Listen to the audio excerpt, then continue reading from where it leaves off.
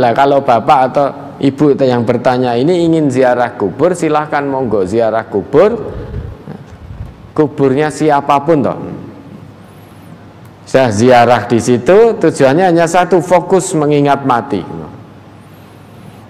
Sebagai orang Islam masuk makbarah dengan diawali doa dulu. Sudah dengan doa kemudian itu sudah renungkan, pahami bahwa saya besok juga akan seperti itu. Wes tidak usah njaluk neko-neko di situ. Tidak usah minta macam-macam di situ karena kita belum tahu ilmunya. Namun tidak melarang bagi saudara-saudara muslim kita lainnya yang melaksanakan itu, monggo silahkan. Kita tidak melarang, namun bagi warga MTA semuanya dimanapun berada, karena belum tahu ilmunya kita, maka kita tidak melaksanakan itu. Ya, yang kedua apa tadi? Kalau mau selesai Ramadan, nah ini buktinya kuat puasa Ramadan kan gitu. Karena sudah dihantui rasa takut dulu, nanti kalau puasa pusing, lapar. Loh, nek puasa ya lapar. Karena punya penyakit lambung, insya Allah bisa kok disembuhkan penyakit lambung itu. Nah, buktinya panjenengan saat ini menjalani puasa Ramadan juga kuat. Kalau memang mau cukup wajib Ramadan saja, nah, insya Allah juga tidak apa-apa. Namun tentu kita ingin menjadi sebaik-baik hamba di hadapan Allah, tentu juga berusaha sekuat tenaga untuk menjalankan ibadah-ibadah yang sunnah sebagai tatawu. Karena belum tentu wajib kita ini sudah mencukupi.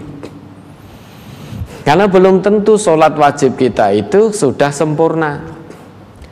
Maka dengan menjalankan sholat-sholat sunnah, ada harapan kekurangan pada sholat wajib kita, mungkin kurang khusyuk, kurang tumak ninah, itu tertutup dengan sholat-sholat sunnah kita.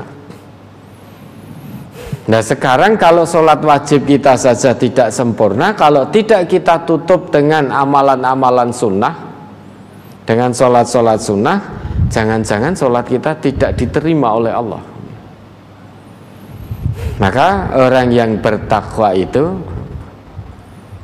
orang yang bertakwa salah satunya dia akan senantiasa menjaga sholatnya, bukan hanya sholat wajib saja. Orang yang bertakwa itu kalau kehilangan sholat sunnah pun dia akan merasa gelisah. Kalau sunnahnya saja kehilangan gelisah, apalagi wajibnya, maka tidak main-main dengan wajibnya. Kalau hanya wajib saja, khawatir nanti kita menunda-nunda sholat wajib. Kalau orang yang sholat sunnah ketinggalan sudah gelisah, apalagi kalau sampai ketinggalan wajibnya. Coba, orang yang bertakwa itu hudalil muttaqin, itu oleh Allah disebutkan alladzina yu'minuna bil ghaibi wa yuqimunas shalah. Coba diingat ayatnya itu. Kita lihat tulisannya bagaimana. Karena tulisan as-shalah itu membedakan makna. Surat Al-Baqarah ayat 1, 2, dan 3. Bismillahirrahmanirrahim. Alif lam mim, zalikal kitabu la raiba fihi hudan lil muttaqin alladzina yu'minuna bil ghaibi wa yuqimunas sholata wa mimma razaqnahum yunfikun. Alif lam mim, kitab Al-Quran ini tidak ada keraguan padanya, petunjuk bagi mereka yang bertakwa, yaitu mereka yang beriman kepada yang gaib, yang mendirikan sholat dan menafkahkan sebagian rizki yang kami anugerahkan kepada mereka. Ya, kita fokus pada tulisan as-shalah itu. Di situ tertulis dengan alif, lam, shad, lam, wawu, ta marbutoh. Alif, lam, sod, lam, wawu, tak marbutah. Itu berarti yang digunakan oleh Allah jamak ghairi mahdud, jamak tanpa batas. Berarti bukan hanya sholat wajib saja, termasuk sholat-sholat yang disunnahkan juga.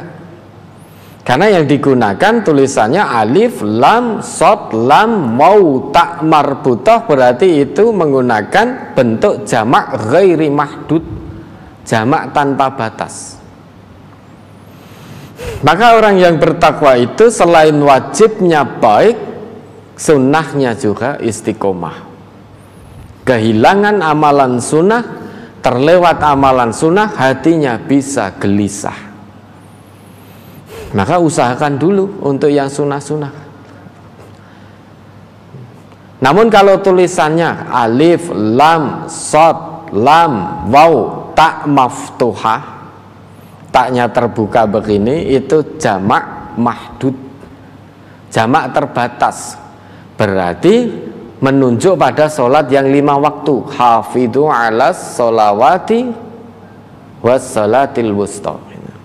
Berarti menunjuk kepada sholat yang 5 waktu. Kalau itu terakhirnya menggunakan tak maftuhah, itu berarti dengan jamak terbatas. Kalau belakangnya alif, lam, sod, lam, waw, tak marbutah, berarti itu jamak ghairu mahdud, jamak tanpa batas.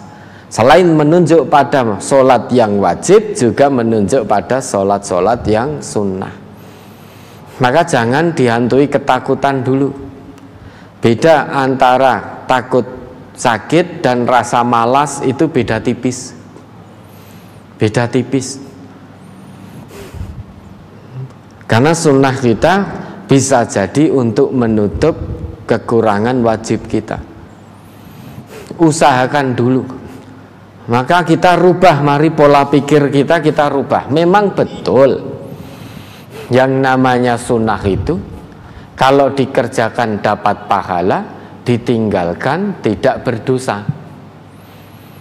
Jangan mudah-mudah kita mengucapkan Allah mung sunnah, Allah mung sunnah. Sunnah kuwi kan nek kalau tidak dijalankan tidak berdosa, kalau dijalankan mendapatkan pahala. Kata-kata Allah mung sunnah itu kalau kita mau menyadari bujuk rayu setan itu. Memang betul itu sunnah, dikerjakan dapat pahala, tidak dikerjakan tidak berdosa. Kalau memang hanya sesimpel itu kita memaknai, lantas kenapa sunnah selalu didengung-dengungkan, diperintahkan oleh Allah, oleh Nabi kita? Sholat tahajud itu sunnah, namun kebaikannya luar biasa. Seseorang akan terangkat derajatnya ke tempat terpuji.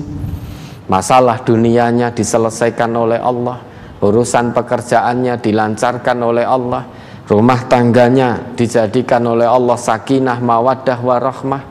Karena janji Allah begitu. Wa minal laili fatahajjat bihi nafilatan lak, sebagai nafilah tambahan untukmu. Berarti sunnah bagi kita. Tapi keutamaannya luar biasa. Asa ayyab'asaka rabbuka maqaman mahmuda. Keutamaannya Allah akan angkat, akan tempatkan pelaku-pelaku sholat tahajud yang sunnah ini secara istiqomah, akan ditempatkan oleh Allah ke tempat yang terpuji. Bisa jadi rumah tangganya dijadikan oleh Allah sakinah, mawaddah, warahmah. Meski secara hitungan nalar matematika manusia hasil yang didapat tidak cukup, namun turun berkah dari Allah menjadi sangat-sangat cukup. Karena apa? Semua anggota keluarga tidak peduli dengan kebutuhan gaya hidup, sehingga penuh dengan rasa syukur, rasa qanaah, sehingga diangkat ke tempat yang terpuji oleh Allah. Urusan kebutuhan rumah tangganya diselesaikan oleh Allah. Dapatnya menurut perhitungan akal manusia sedikit, namun full berkah dari Allah, sehingga cukup untuk hidup, bukan untuk memenuhi kebutuhan gaya hidup, namun cukup untuk hidup, penuh dengan rasa qanaah, penuh dengan rasa syukur. Sedikit atau banyak yang Allah berikan disyukuri sepenuh hati, tidak selalu merasa kurang dan kurang. Karena diangkat derajatnya oleh Allah, ditempatkan ke tempat terpuji. Ini keutamaan dari sholat tahajud yang sunnah itu. Memang kalau kita tidak tahajud memang tidak dosa, wong itu sunnah. Namun kenapa kita tidak kepingin dengan janji dan iming-iming dari Allah?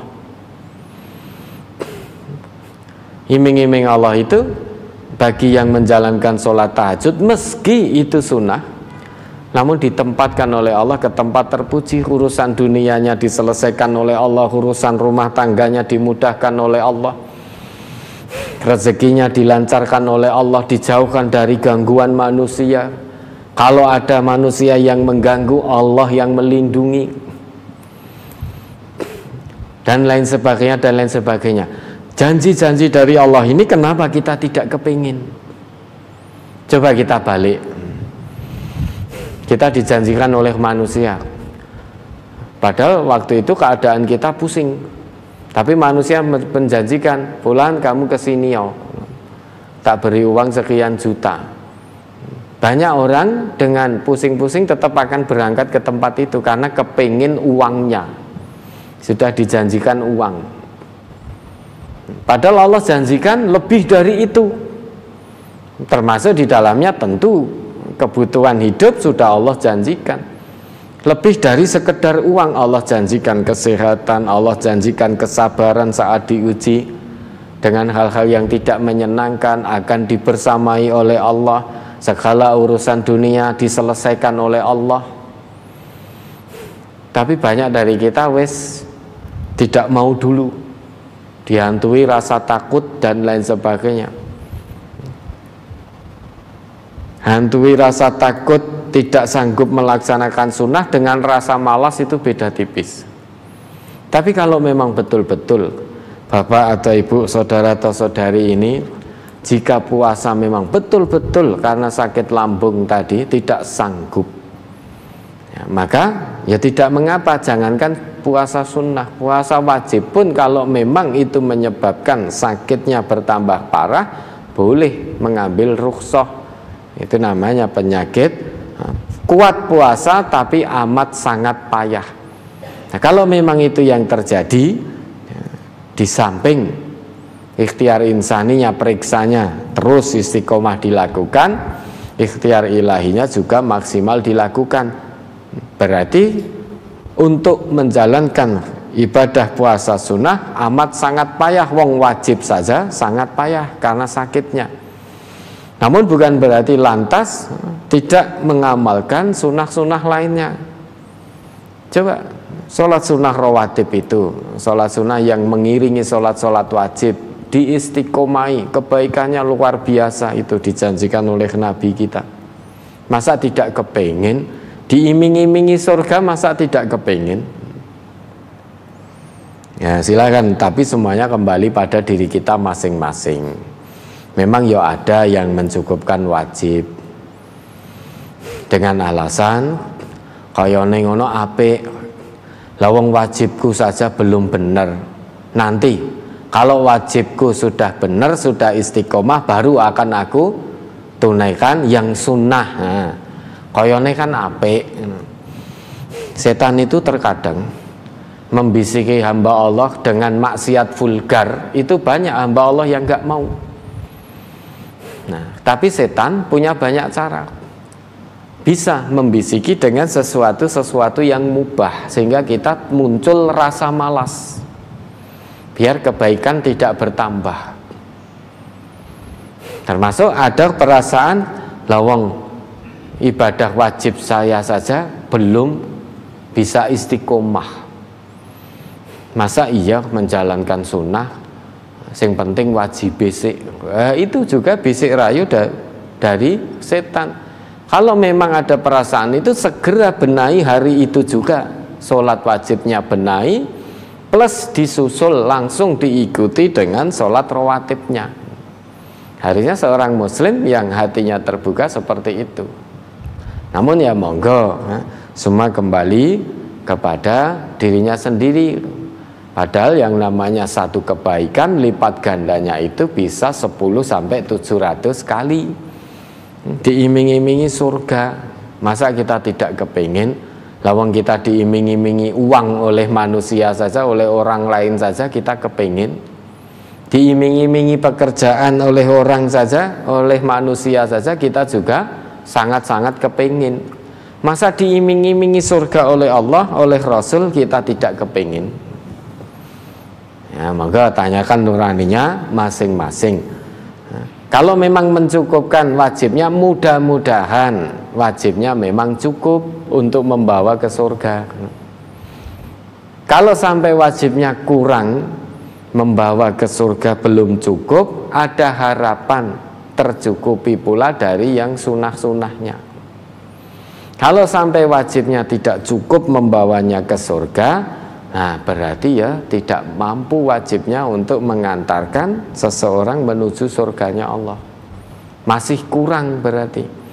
Ya mudah-mudahan kalau Bapak mencukupkan wajib, mudah-mudahan wajibnya sudah cukup dinilai oleh Allah, bisa membawa menuju surganya Allah. Ya, ada lagi.